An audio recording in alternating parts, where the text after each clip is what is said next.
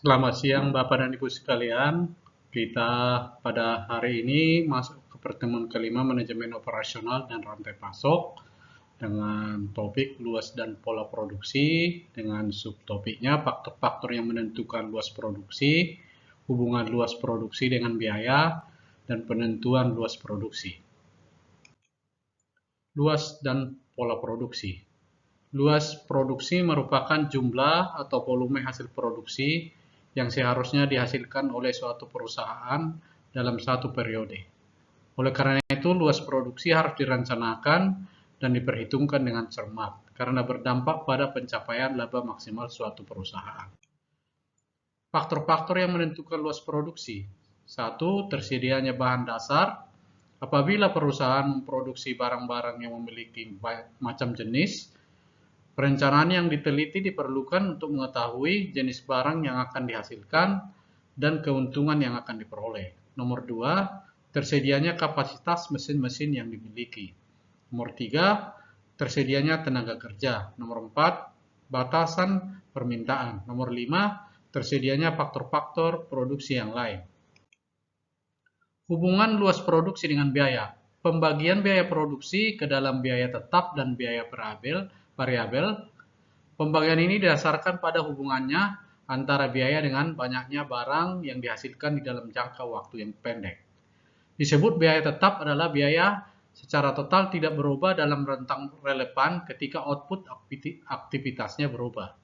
Sedangkan biaya variabel yang secara total bervariasi dalam proporsi langsung dengan perubahan output aktivitas.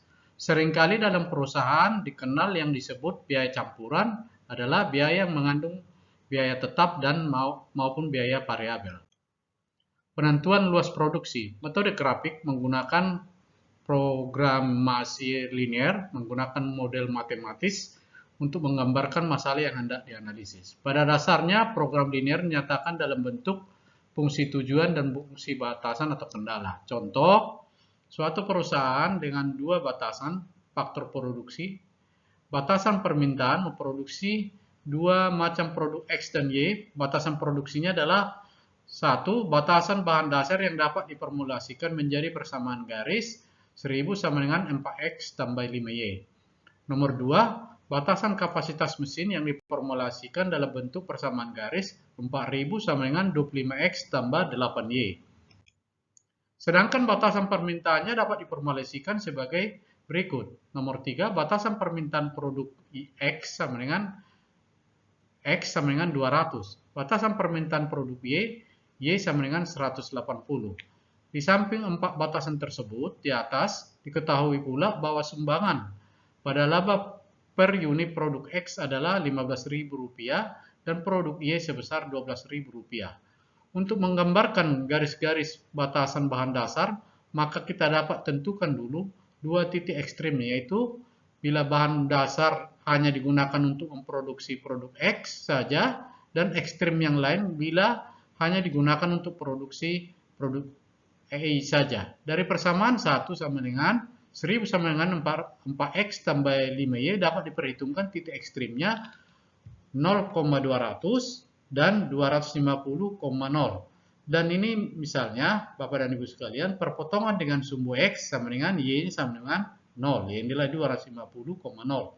Perpotongan dengan sumbu Y, X sama dengan 0, 1000 sama dengan 5Y sama dengan 0,200. Begitu perhitungannya ya Bu ya, Bapak sekalian. Dari persamaan kedua, 4000 sama dengan 25X tambah 8Y dapat diperhitungkan titik ekstrimnya sama dengan 0,500 dan 160,0. Sama dengan yang di atas, perpotongan dengan sumbu X, Y-nya sama dengan 0. Inilah dia, sama dengan X-nya berarti 4000 bagi 25, sama dengan 160.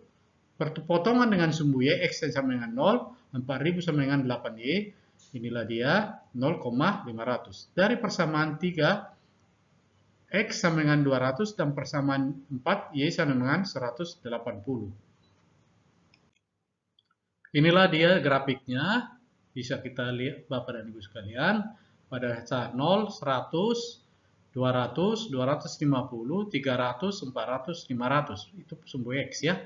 Sumbu Y, 500, 400, 300, 200 dengan 100. Jadi ada perpotongan antara sumbu Y, inilah dia dari hasil perhitungan tadi 0,500 dengan 180, ini dia ya, garis keempat nih. Ini tadi antara 200 dengan 0 Y-nya, X-nya 200 ya. Begitu Pak, Ibu sekalian, itu dari perhitungan yang tadi, yang dari atas tadi Pak ya, dan Ibu ya. Nah, dari 4 batasan tersebut di atas dapat digambarkan grafik batasan luas produksi serta bidang visible set yang ada. Dalam gambar yang diarsir, tiap sudut diberi nama titik-titik ABCD. Untuk penyelesaian persoalan luas produksi ini harus diketahui koordinat dari titik-titik ABCD. Titik A adalah titik batasan persamaan 4 dengan koordinat 0,180. Titik B merupakan perpotongan antara persamaan 1 dan 4 dicari dengan cara persamaan 1 sama dengan 1000, persamaan 1 sama dengan 1000 sama dengan 4x tambah 5y, persamaan 4 sama dengan y sama dengan 180. Dari dua persamaan diperoleh koordinat B 25,180. Ini ya, kita masukkan misalnya kali ini 5y, ini 5y, jadi masukkan ke sini 180 sama dengan 5 kali 100, 900, 4x sama dengan, bisa dihitung ya Bapak dan Ibu sekalian ya. Ini ya, 180, 900, 1000 kurang 900, 125 lah dia, 4x sama dengan x sama dengan 25 ya. 1000 sama dengan 4x tambah 5 kali y, 5y-nya 180, 5 kali 180, 900, 1000 kurang 900 sama dengan 4x. 100 sama dengan 4x sama dengan x sama dengan 25,180 ya. Sekian dan selanjutnya Bu ya. Nah, titik C merupakan perpotongan antara persamaan 1 dan 2 dicari dengan cara persamaan 1 1000 sama dengan 4x tambah 5y, 4000 sama dengan 25x tambah 8y. Nanti kita kalikan ini 5 ya, berarti 5000 sama dengan 20x tambah 25y. 4000 sama dengan 25x, ini dikali 5 ya, dikali ini dikali 8, ini jadi 1000 sama dengan 4x, 5000 ini tadi di 8000 sama dengan 32x tambah 40y, ini sama dengan 4000 25x, ini dikali 5 juga, 20.000 sama dengan 125x tambah 40y. Jadi y ke y mati, ini tadi ya. Begitu persamaannya Bapak dan Ibu, ini matematik SMP ini ya. Dari persamaan, dua persamaan diperoleh koordinat titik C 129,97 ya.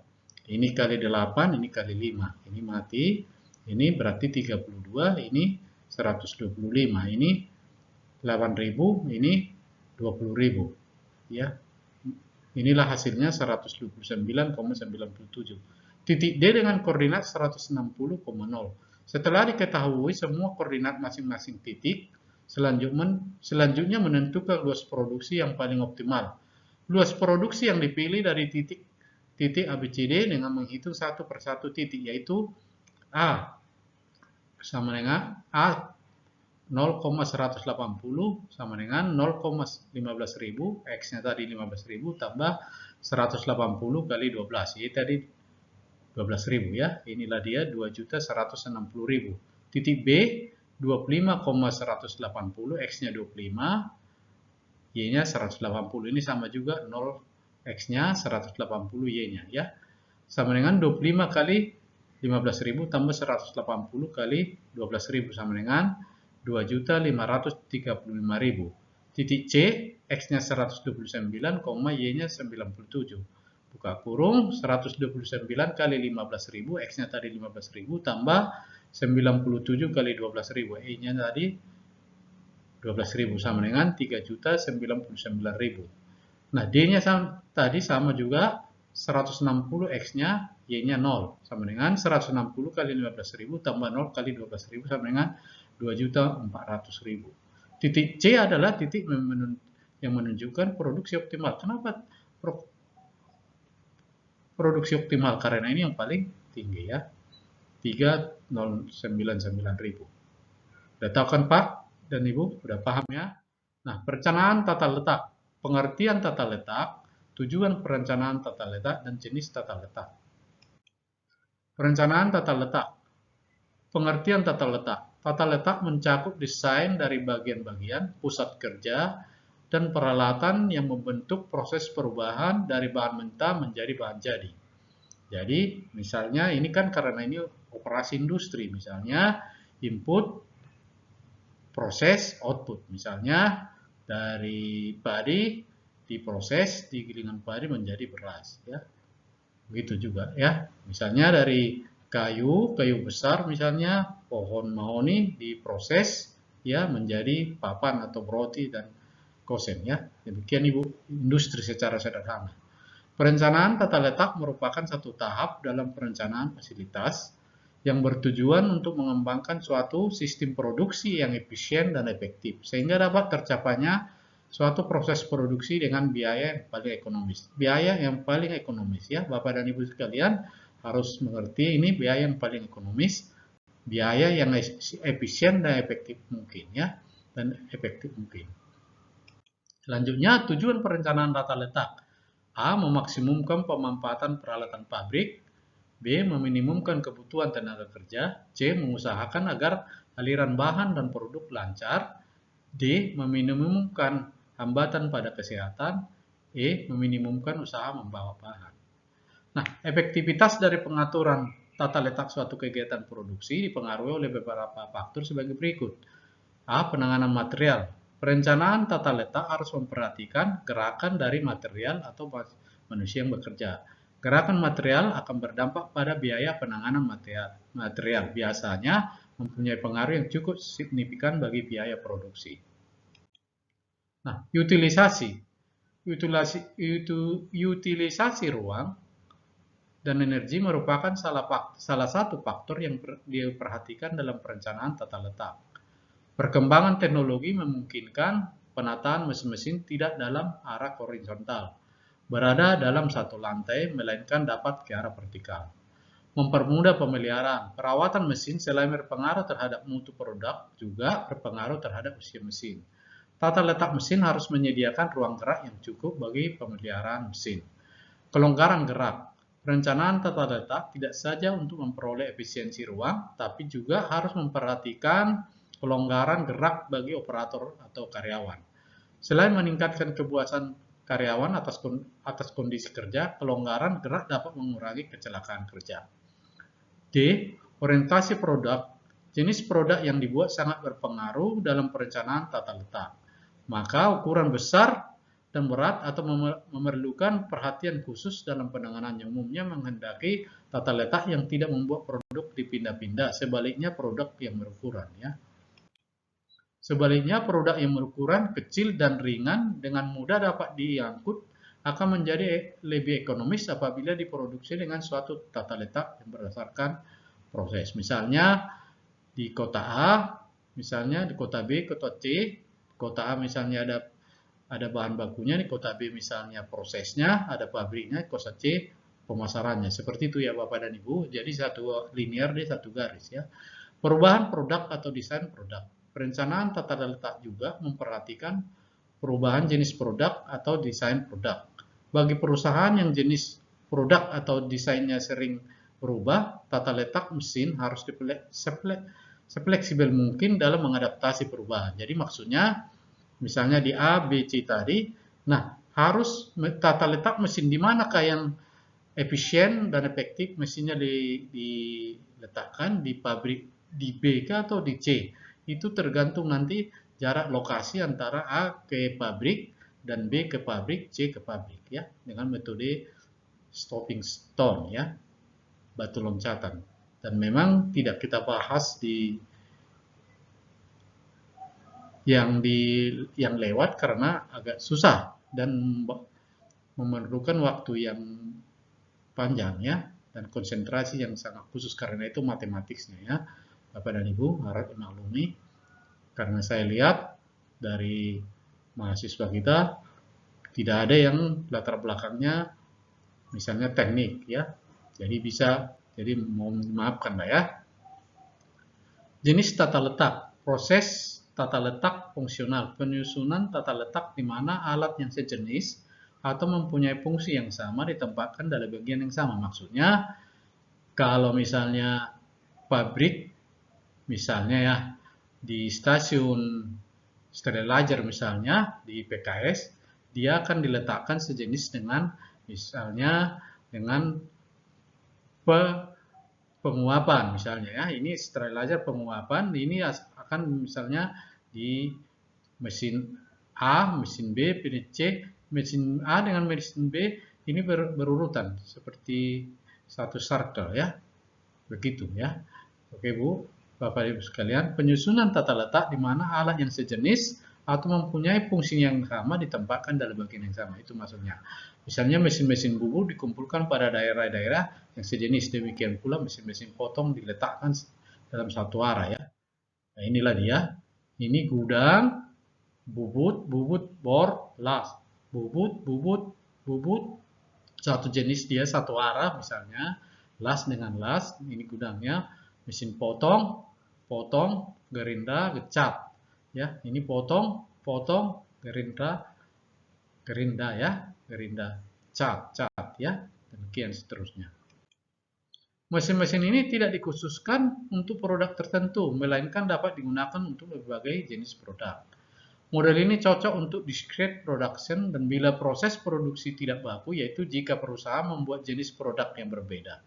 Jenis tata letak proses dijumpai pada bengkel-bengkel, rumah sakit, universitas, atau perkantoran. Nah, inilah dia bengkel misalnya kita buat inputnya sepeda motor atau mobil ya, atau 2000 misalnya, kita melapor ke bagian adminnya ya, apa yang rusak langsung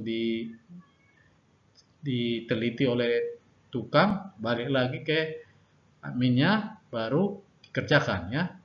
Dan kita tunggu sekian jam, misalnya ganti oli atau tune up ya, langsung dikasih beritahukan udah selesai, kita bayar ya. Dan itu satu level, satu garis semua ya, baik antara adminnya dengan bendaharanya, baru dengan petugas bengkelnya ya.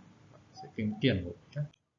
Nah, kelebihan dan kelemahan tata letak proses terlihat dalam tabel berikut. Kelebihannya, nomor 1, memungkinkan utilitas mesin yang tinggi. Kelemahannya meningkatkan kebutuhan material handling karena aliran proses yang beragam serta tidak dapat digunakan ban berjalan. Ya. Nomor 2, memungkinkan penggunaan mesin-mesin yang multiguna sehingga dapat dengan cepat mengikuti perubahan jenis produksi. Nomor 2 di sini pengawasan produksi yang lebih sulit. Nomor 3, memperkecil terhentinya produksi yang diakibatkan oleh kerusakan mesin. Nomor 3, kelemahannya meningkatnya persediaan barang dalam proses. Kelebihannya sangat fleksibel dalam mengalokasikan personel dan peralatan. Kelemahannya total waktu produksi per unit yang lebih lama. Kelebihannya nomor 5, investasi yang rendah karena dapat mengurangi duplikasi peralatan. Kelemahannya nomor 5, memerlukan skill yang lebih tinggi. Kelebihannya nomor 6, memungkinkan spesialisasi supervisi. Kelemahannya pekerjaan routing, penjadwalan dan accounting biaya yang lebih sulit karena setiap ada pergantian dilakukan perencanaan perhitungan kembali. Tata letak produk layout, apabila proses produksinya telah distandardisasikan dan berproduksi dalam jumlah yang besar. Setiap produk akan melalui tahapan operasi yang sama sejak dari awal sampai akhir. Ilustrasi dari tata letak produk, ini bahan dasar, ini mesin A, mesin B, mesin C. Misalnya ini mesin A, mesin 1, B, mesin 2, C, mesin 3. Nah, ini berproses. Ini proses ya Bu ya, Bapak dan Ibu sekalian. Seperti yang saya terangkan tadi yang di Auto 2000 ya. Inilah bahan jadi. Atau industri kecil misalnya dari padi diproses, kalau misalnya mesinnya hanya satu ya. Jadi diproses menjadi bahan baru, jadi menjadi beras dan dedak ya. Kelebihan dan kelemahan tata letak proses terlihat dalam tabel berikut. Kelebihannya nomor 1, aliran material yang disimpel dan langsung. Kelemahannya kerusakan pada sebuah mesin dapat menghentikan produksi.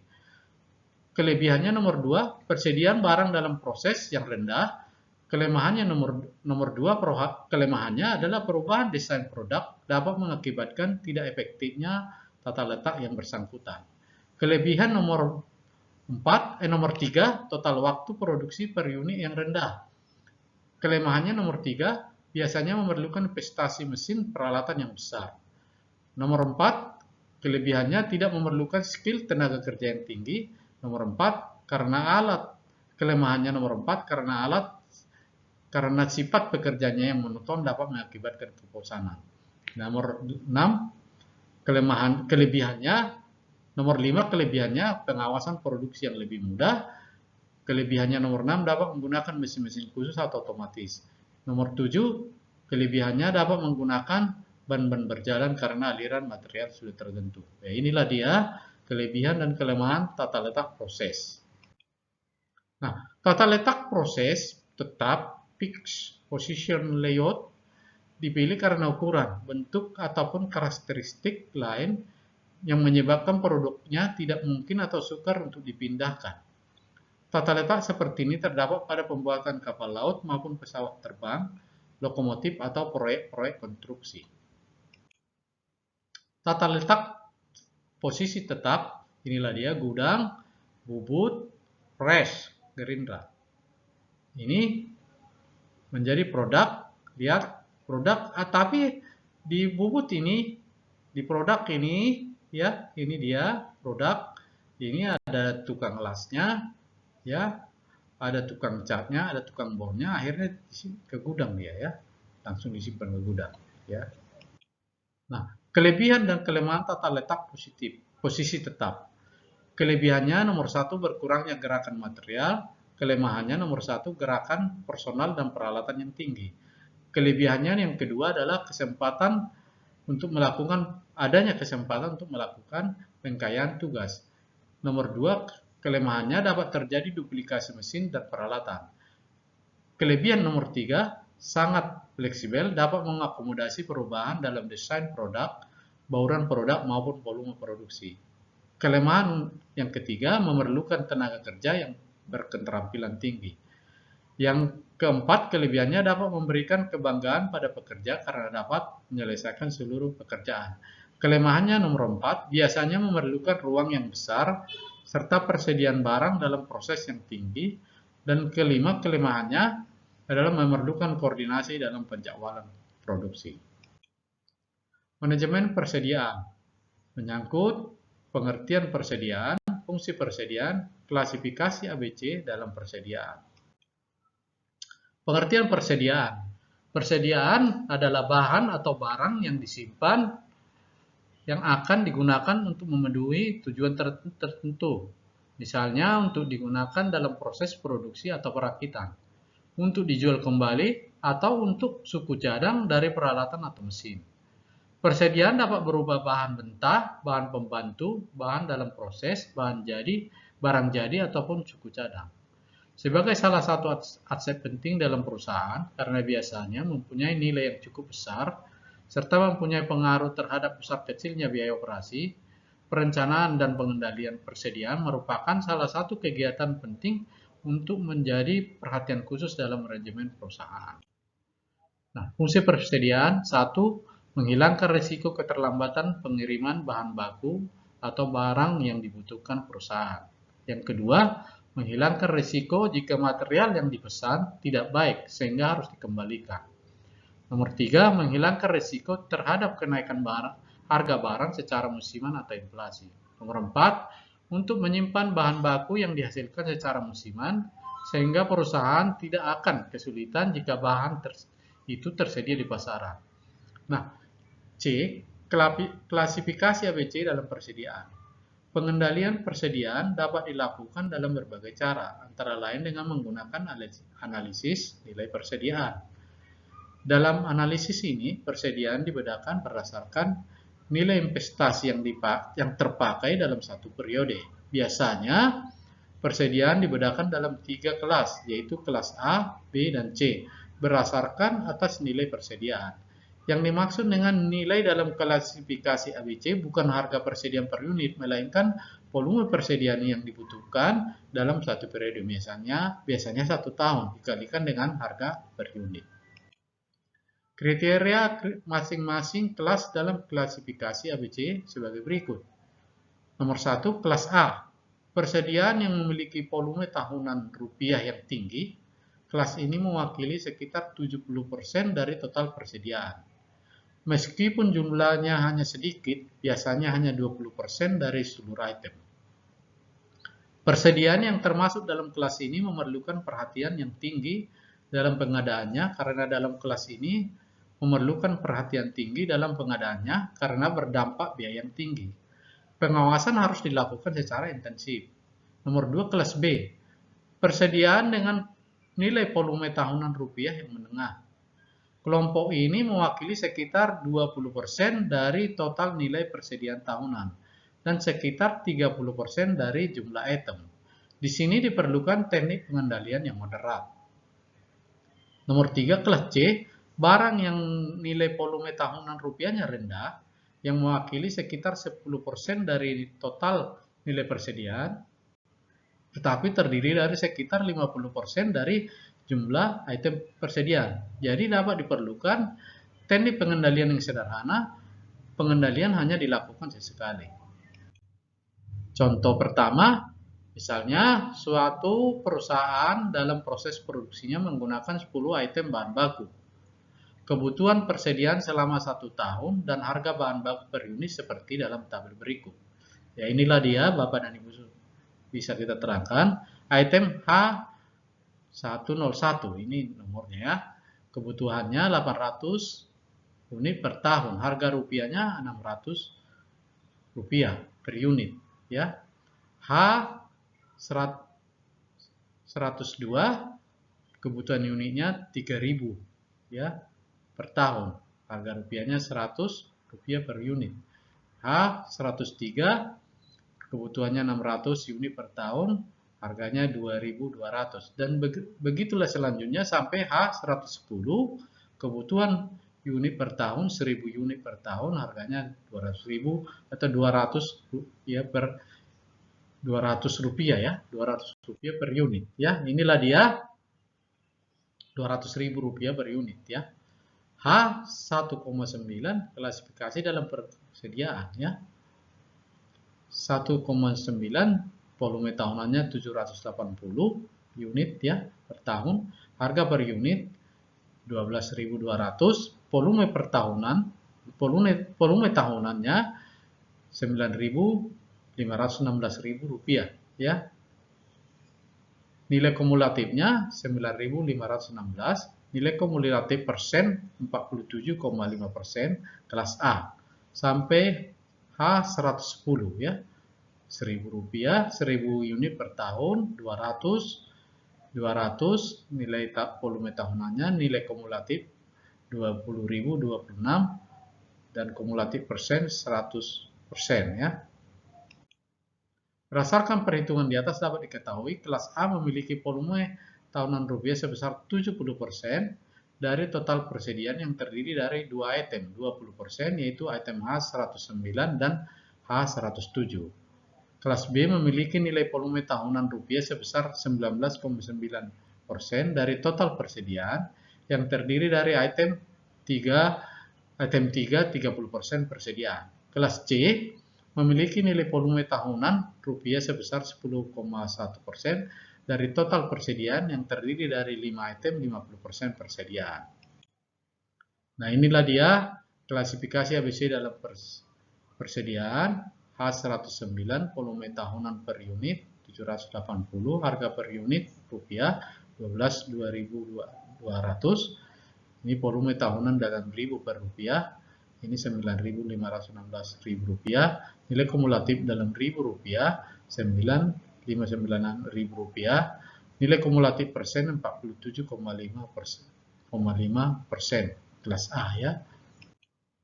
Berdasarkan perhitungan di atas dapat diketahui kelas A memiliki volume tahunan rupiah sebesar 70% dari total persediaan terdiri dari item 20% 109 dan 107.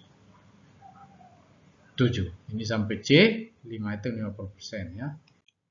Contoh, PT Feminim merupakan suatu perusahaan yang memproduksi tas wanita. Perusahaan ini memerlukan suatu komponen material sebanyak 12.000 unit selama 1 tahun. Biaya pemesanan komponen itu 50.000 untuk setiap kali pemesanan. Tidak tergantung dari jumlah komponen yang besar.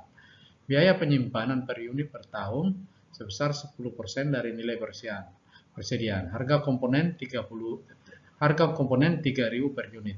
Berdasarkan data itu, manajer perusahaan dapat menentukan jumlah pesanan yang paling ekonomis (AOQ) yang dapat memberikan biaya total terendah. Perhitungan untuk memperoleh AOQ pada kasus ini dapat dilihat pada tabel 4. Inilah dia. Frekuensi pesanan 1 kali, jumlah pesanan unit 12.000, rata-rata unitnya 6.000, biaya pemesanannya dalam rupiah 50.000, biaya penyimpanan dalam rupiah ya 1.800.000, biaya totalnya 1.850.000 ya. Sampai ke 8 ya. Cara formula dalam metode ini digunakan dalam beberapa notasi sebagai berikut. D sama dengan jumlah kebutuhan barang unit per tahun. S sama dengan biaya pemesanan atau biaya setup rupiah pesanan. H sama dengan biaya penyimpanan persen terhadap nilai barang ya. H ya. C sama dengan harga barang rupiah per unit. H sama dengan H kecil kali C besar. Biaya penyimpanan rupiah unit per tahun. Q sama dengan jumlah pemesanan atau unit kali unit per pesanan. F frekuensi pemesanan kali per tahun ya. T sama dengan jarak waktu antar pesanan tahun dan hari. TC biaya total persediaan rupiah per tahun. Biaya pemesanan per tahun, frekuensi pesanan X, biaya pemesanan per tahun, frekuensi pesanan kali biaya pesanan. D kali S per Q. Biaya penyimpanan per tahun sama dengan persediaan rata-rata kali biaya penyimpanan. Sama dengan Q kali H per 2. EOQ terjadi bila biaya pemesanan sama dengan biaya penyimpanan. Maka Q double absen sama dengan Q bintang sama dengan akar dari 2 DS per H. Biaya total per tahun sama dengan biaya pemesanan tambah biaya penyimpanan sama dengan TC sama dengan D per Q kali S tambah Q per 2 kali H. Sama dengan 2 DS sama dengan H Q kuadrat. Dengan menggunakan contoh kasus peminim, kita memperoleh data sebagai berikut. D sama dengan 12.000 unit, S sama dengan 50.000, H sama dengan 10%, C sama dengan 3.000, H sama dengan H kali C sama dengan 300 rupiah. Ya, ini kali C-nya 3.000 kali 10% ya. EUQ dapat dihitung sebagai berikut. EUQ sama dengan Q bintang sama dengan akar dari 2 kali 12.000 kali 50.000 per 300 sama dengan 2.000 rupiah ya. 2 kali 12.000 24.000 kali 50.000 24.000 kali 50 dari kali 50.000 sama dengan 24 kali 5 144. 24.000 nolnya 3 tambah 4 ya. Akarnya sama dengan 2.000 ya. Jumlah frekuensi pesanan yang paling ekonomis ialah F tanda bintang sama dengan J per Q. 12.000 per 2.000 tadi yang sudah kita EQ ya, 2.000 sama dengan 6 kali per tahun.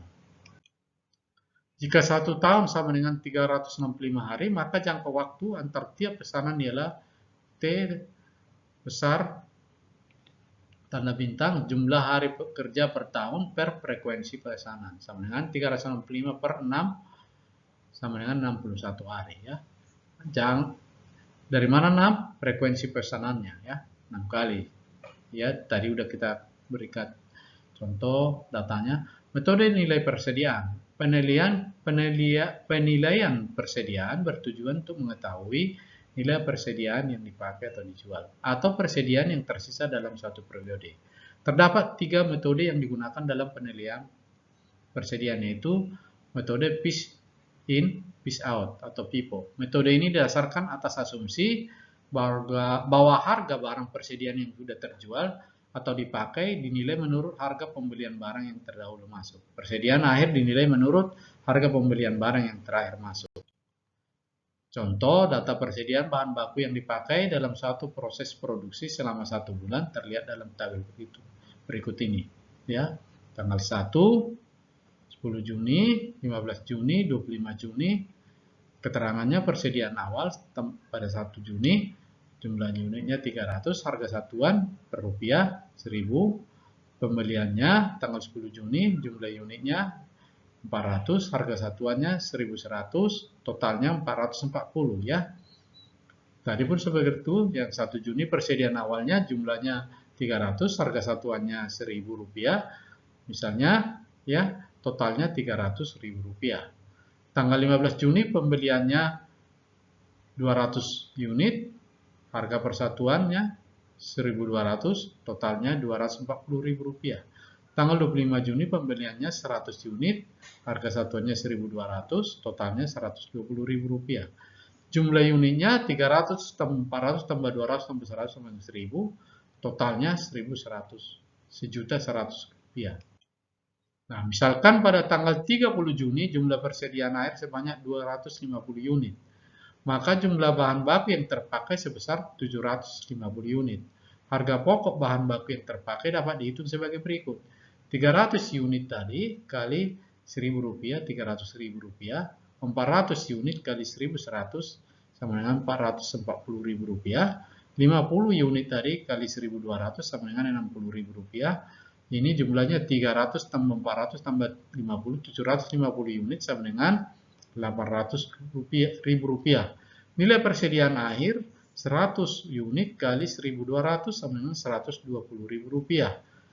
150 unit kali 1.200 sama dengan 180.000 rupiah. Jumlahnya 100 tambah 150, 250 unit sama dengan total biayanya 300.000 rupiah. Metode last in first out ya.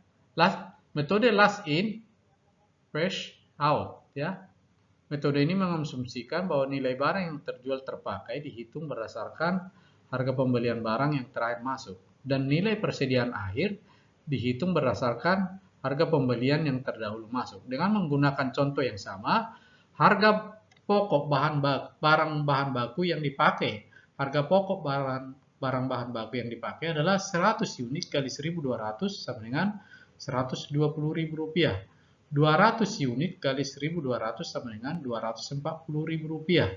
400 unit kali 1.100 sama dengan 440.000 rupiah.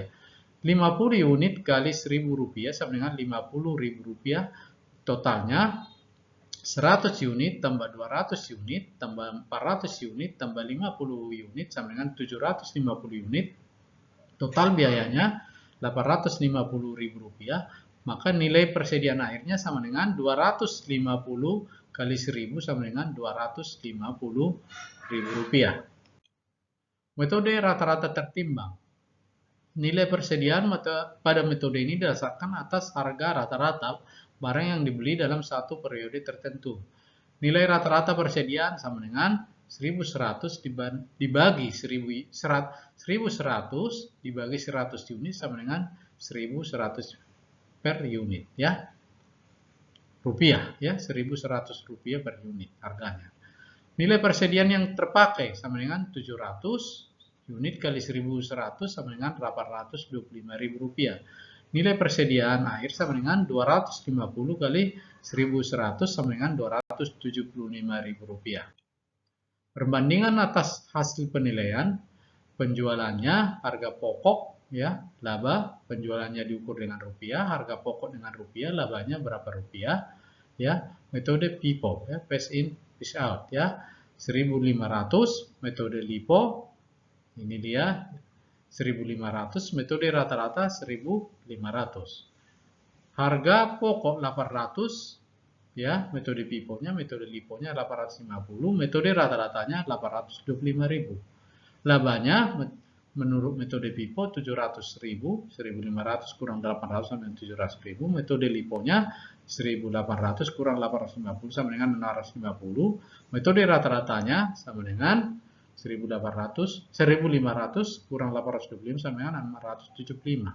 Persediaan akhirnya Rp300.000, 250, 275 sesuai dengan perhitungan yang di atas. Teori berikutnya, teori pengambilan keputusan.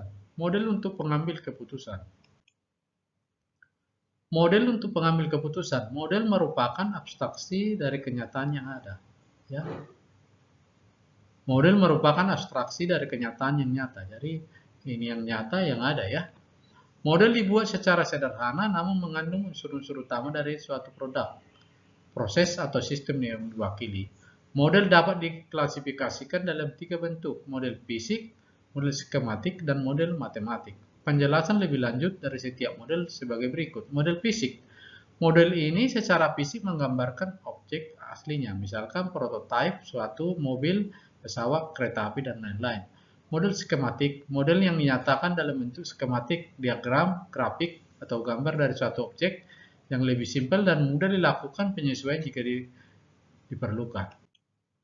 Model matematik. Model matematik menggunakan simbol, rumus, atau persamaan yang menggambarkan proses atau sistem yang diwakili.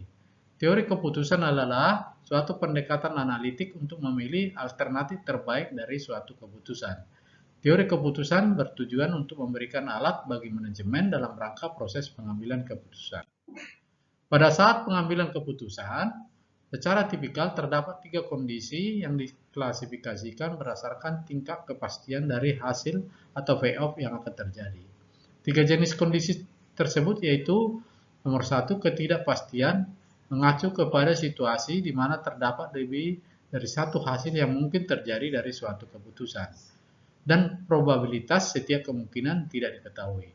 Yang kedua, berisiko, mengacu kepada situasi di mana terdapat lebih dari satu hasil yang mungkin terjadi dari suatu keputusan, dan probabilitas setiap hasil diketahui atau dapat diperkirakan oleh pengambil keputusan. Yang ketiga, kepastian, mengacu kepada situasi di mana hanya ada satu hasil yang mungkin terjadi dari suatu keputusan, dan hasil ini diketahui secara tepat dalam pengambilan keputusan. Jadi dalam pengambilan keputusan jangan seseorang itu pas dalam emosi, kecuali dia kalau dalam keadaan marah kita mengambil keputusan, keputusannya tidak akan objektif ya. Ingat tuh. Pengambilan keputusan pada 3 jenis kondisi yaitu ketidakpastian, berisiko, dan kepastian. A. Pengambilan keputusan pada kondisi ketidakpastian dibagi dalam kriteria pengambilan keputusan. A. Maksimum ya. Kriteria ini mencari hasil yang paling baik atau maksimum untuk setiap pilihan investasi dan kemudian membuat keputusan berdasarkan nilai maksimum dari hasil maksimum itu. B. Maksimum ya, maksimum atau tadi maksimum ya, maksimum. Kriteria ini mencari alternatif yang maksimum dari hasil yang minimum ya. Ini dari setiap alternatif. Sama rata, kriteria sama rata, equally likely ya, atau Laplace memilih alternatif ya dengan rata-rata hasil tertinggi. Ini mulai dengan menghitung rata-rata hasil untuk setiap alternatif, kemudian dipilih alternatif yang memberikan nilai rata-rata yang maksimum. B. Pengambilan keputusan pada kondisi berisiko. Kondisi berisiko berada di antara kondisi pasti dan tidak pasti. Pengambilan keputusan pada kondisi berisiko, decision making under risk, mengasumsikan bahwa pengambilan keputusan meskipun hasil tidak tahu pasti, hasil apa yang akan diperoleh dari setiap alternatif masih memiliki gambaran tentang probabilitas dari setiap kejadian. C. Pengambilan keputusan dengan kondisi pasti. Pada kondisi, pengambil keputusan mengetahui dengan pasti hasil dari setiap alternatif keputusan yang diambil dan memilih alternatif yang akan memaksimalkan keinginannya. Dalam keadaan ini dikenal dengan nilai informasi sempurna, expected value or perfect information ya. Terima kasih, sekian kuliah kita pada sore hari ini. Terima kasih Bapak dan Ibu sekalian. Kita ketemu di perkuliahan berikutnya.